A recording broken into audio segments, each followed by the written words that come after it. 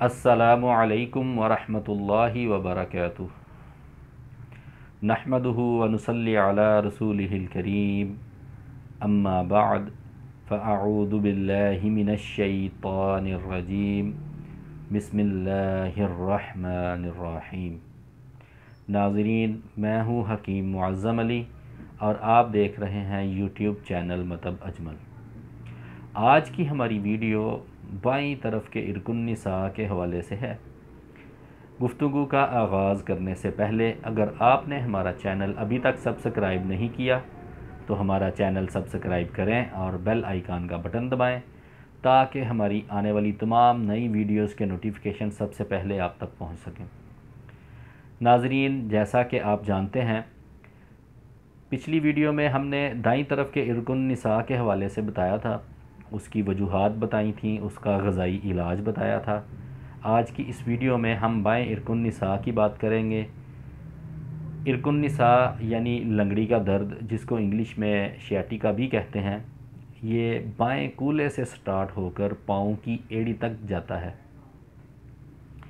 इसकी जो वजूहात हैं उनमें ठंडे मुकामात पर रहना, बादी और ठंडी अशिया का इस्तेमाल करना, बलगमी मिजाज का होना। ठंडे मुकामात से मुराद ऐसे मुकामात जहाँ पर बहुत ज़्यादा ठंड पड़ती है, बर्फ़बारी वाले मुकामात, तो ऐसी जगहों पे अक्सर ये दर्द आ जाता है।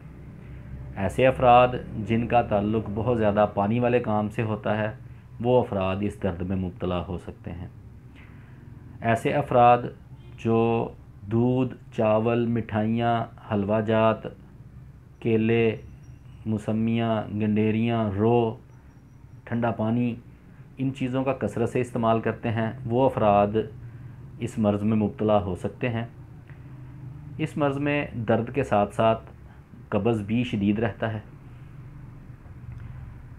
और इसका जो ग़ज़ाई इलाज है उसमें नाश्ते में जौ का दलिया दूध में पकाकर शक्कर के साथ मीठा करके खाएं। दोपहर में ताज़ा नारियल साथ नीम गर्म दूध आधा किलो ये इस्तेमाल करें, या अगर गर्मियों का मौसम है तो इसमें आपको तरबूज़ मिल जाएगा। तरबूज़ साथ 3 खजूरें इस्तेमाल करें। एक खजूर आपने तरबूज़ से पहले खानी है, एक खजूर तरबूज़ के दरमियान में खानी है और एक खजूर तरबूज़ के आखिर पे खानी है। और शाम में आधा किलो दूध, उसमें गुलाब की पत्तियाँ 1 खाने का चम्मच डालकर उसको 2-3 दफ़ा जोश दें, भून कर वो दूध पिएं। गुलाब की पत्तियाँ अमूमी तौर पर पंसार स्टोर से मिल जाती हैं, ईरानी गुलाब कह कर लें। उनको पत्तियों को, चूँकि वो सूखी होती हैं, उन पत्तियों को आप घर पे पाउडर बनाएं। उस पाउडर का 1 चम्मच आधा किलो दूध में डालें, उसको 3-4 दफ़ा जोश दें, भून कर दूध पी लें। अगर आप मीठा करना चाहें दूध को तो आप शहद से मीठा कर सकते हैं या गुड़ से मीठा कर सकते हैं। अब इसके दौरान कब्ज़ को जो है वो दूर करना है।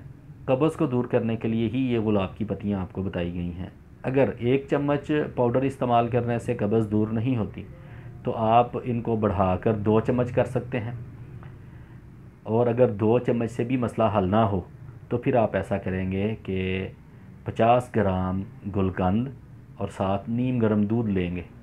उससे भी इंशाल्लाह जो है वो कब्ज़ का मसला हल होगा। जो ही कब्ज़ का मसला हल होगा, अल्लाह के फ़ज़ल से इस दर्द में अफाका होना शुरू हो जाएगा।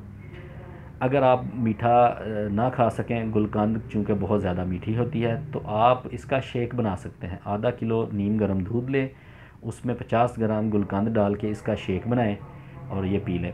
ये ग़ज़ाई इलाज आपने 1 से 1.5 माह तक जारी रखना है। उसके बाद आप अपना ग़ज़ाई इलाज चेंज करेंगे और नाश्ते में आप लेंगे देसी अंडे हाफ़ बॉयल और साथ चाय का कप।